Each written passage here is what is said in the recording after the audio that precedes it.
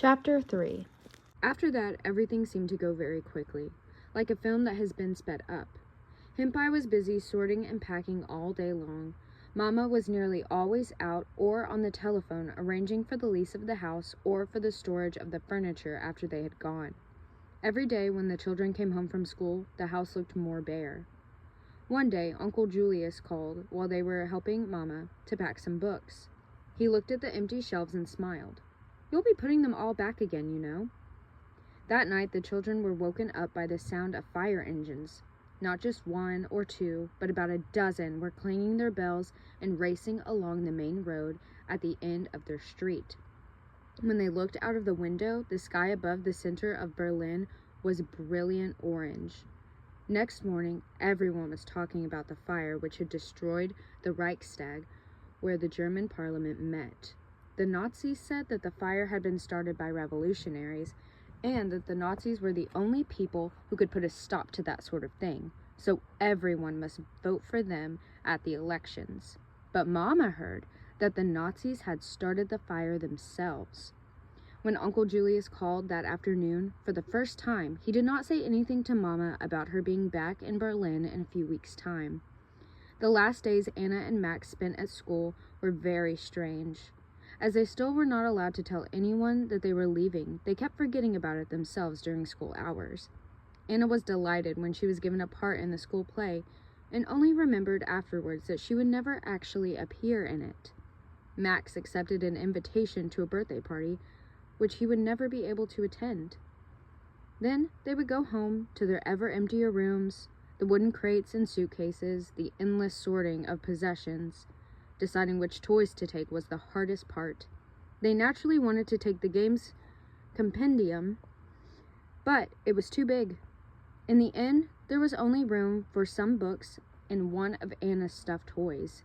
Should she choose Pink Rabbit, which had been her companion ever since she could remember, or a newly acquired woolly dog? It seemed a pity to leave the dog when she had hardly had time to play with it, and Himpai packed it for her. Max took his football. They could always have more things sent on to them in Switzerland, said Mama, if it looked as though they were going to stay there a very long time. When school was over on Friday, Anna went up to her teacher and said quietly, "I shan't be coming to school tomorrow. We're going to Switzerland." Fräulein Schmidt did not look nearly as surprised as Anna expected, but only nodded and said, "Yes, yes, I wish you luck." Elsbeth was not very interested either. She just said she wished she herself were going to Switzerland, but that this was not likely to happen because her father worked in the post office. Gunther was the hardest person to leave. Max brought him back to lunch after they had walked back from school together for the last time, though there were only sandwiches because Himpai had not had time to cook. Afterwards, they played hide and seek, rather half-heartedly, among the packing cases. It was not much fun because Max and Gunther were so gloomy, and Anna had a struggle to keep down her own excitement. She was fond of Gunther, and sorry to leave him, but all she could think was, this time tomorrow, we'll be on the train. This time on Sunday, we'll be in Switzerland. This time on Monday. At last Gunther went home. Himpai had sorted out a lot of clothes for his mom in the course of her packing, and Max went with him to help him carry them. When he came back, he seemed more cheerful. He had dreaded saying goodbye to Gunther more than anything. Now at least it was over. Next morning, Anna and Max were ready long before it was time to leave. Himpai checked that their nails were clean, that they both had handkerchiefs, 2 for Anna because she had a bit of a cold, and that their socks were held up properly by elastic bands. "Goodness knows what state you'll get into by yourselves," she grumbled. "But you'll be with us again in a fortnight," said Anna. "There's a lot of dirt can settle on a neck in a fortnight," said Himpai darkly. Then there was nothing more to do until the next taxi came. "Let's go right through the house for the last time," said Max. They started at the top and worked down. Most of it no longer looked like itself. All the smaller things had been packed, some of the rugs had been rolled up, and there were newspapers and packing cases everywhere. They ticked off the rooms as they went through them, shouting, "Goodbye, Papa's bedroom. Goodbye, landing. Goodbye, stairs." "Don't get too excited," said Mama as they passed her. "Goodbye, hall. Goodbye, drawing room." They were getting through too quickly, so Max shouted, "Goodbye, piano. Goodbye, sofa."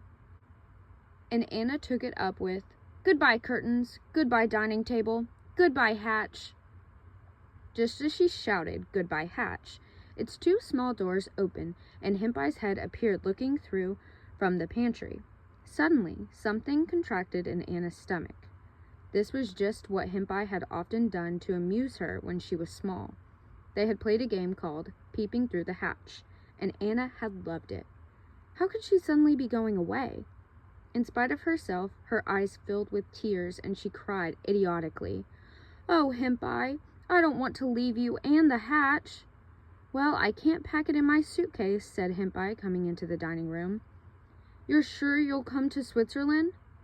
"I don't know what else I'd do," said Hempie. "Your mama has given me my ticket, and I've got it in my purse." "Hempie," said Max, "if you suddenly found you had a lot of room in your suitcase, only if, mind you, do you think you could bring the games compendium?" If, said Hempie. "If my grandmother had wheels, she'd be a bus, and we could all go for a ride in her." That was what she always said. Then the doorbell rang to announce the arrival of the taxi, and there was no more time. Anna hugged Hempie. Mama said, "Don't forget, the men are coming for the piano on Monday." And then she too hugged Hempie. Max could not find his gloves, but had them in his pocket all the time. Bertha wept, and the man who looked after the garden suddenly appeared and wished them all a pleasant journey. Just as the taxi was about to drive off, a small figure rushed up with something in his hand. It was Gunther. He thrust a parcel at Max through the window and said something about his mom, which they could not understand because the taxi had started. Max shouted goodbye, and Gunther waved. Then the taxi went up the street. Anna could still see the house, and Hempie and Gunther waving. She could still see a bit of the house. At the top of the street, they passed the Kintner children on their way to school. They were talking to each other and did not look up. She could still see a tiny bit of the house through the trees. Then the taxi went round the corner, and it all disappeared. It was strange traveling on the train with Mama and without Hempie. Anna was a little worried in case she felt sick. She had been train sick a lot when she was small, and even now she had more or less outgrown it. Hempie always brought her a paper bag just in case. Did Mama have a paper bag? The train was crowded, and Anna and Max were glad that they had window seats. They both looked at the gray landscape tearing past until it began to rain. Then they watched the raindrops arrive with a splash and slowly trickle down the glass pane. But it became boring after a while. What now? Anna looked at Mama out of the corner of her eye. Hempie usually had a few apples or some sweets about her. Mama was leaning back in her seat. The corners of her mouth were pulled down, and she was staring at the bald head of the man opposite without seeing him at all.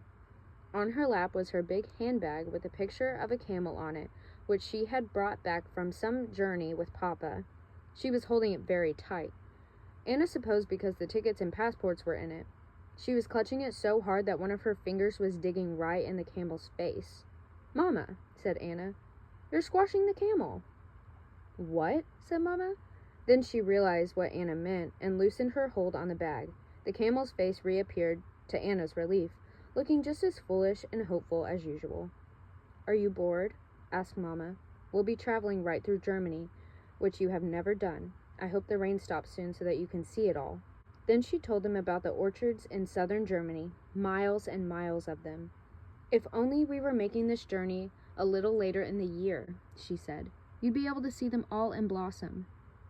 "Perhaps just a few of them might be out already," said Anna. But Mama thought it was too early, and the bald man agreed. Then they said how beautiful it was, and Anna wished she could see it. "If the blossom isn't out this time," she said, "can we see it another time?" Mama did not answer at once. Then she said, "I hope so." The rain did not let up, and they spent a lot of time playing guessing games, at which Mama turned out to be very good. Though they could not see much of the country, they could hear the change in people's voices every time the train stopped. Some were almost incomprehensible, and Max hit on the idea of asking unnecessary questions like, "Is this Leipzig?" or "What time is it?" just for the pleasure of hearing the strangely accented replies. They had lunch in the dining car. It was very grand, with a menu to choose from, and Anna had frankfurters and potato salad, which were her favorite dish. She did not feel train sick at all. Later in the afternoon, she and Max walked through the train from end to end and then stood in the corridor. The rain was heavier than ever, and dusk came very early. Even if the orchards had been in blossom, they would not have been able to see them. For a while they amused themselves by watching the fleeing darkness through their reflections on the glass. Then Anna's head began to ache and her nose began to run, as though to keep pace with the rain outside. She snuggled back into her seat and wished they would get to Stuttgart. "Why don't you look at Gunther's book?" said Mama. There had been 2 presents in Gunther's parcel. One from Gunther to Max was a puzzle, a little transparent box with a picture of an open-mouthed monster drawn on the bottom. You had to get 3 tiny balls into the monster's mouth. It was very difficult to do on a train. The other was a book for both children from Gunther's mom. It was called "They Grew to Be Great," and she had written in it, "Thank you for all the lovely things, something to read on the journey." It described the early lives of various people who later became famous, and Anna, who had a personal interest in the subject, leafed through it eagerly at first. But the book was so dully written, and its tone was so determinedly uplifting, that she gradually became discouraged. All the famous people had had an awful time. One of them had a drunken father, another had a stammer, another had to wash hundreds of dirty bottles.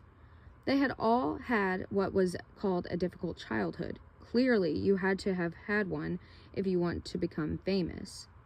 Dozing in her corner and mopping her nose with her 2 soaked handkerchiefs, Anna wished that they would get to Stuttgart, and that one day, in the long distant future, she might become famous. But as the train rumbled through Germany in the darkness, she kept thinking, difficult childhood, difficult childhood, difficult childhood.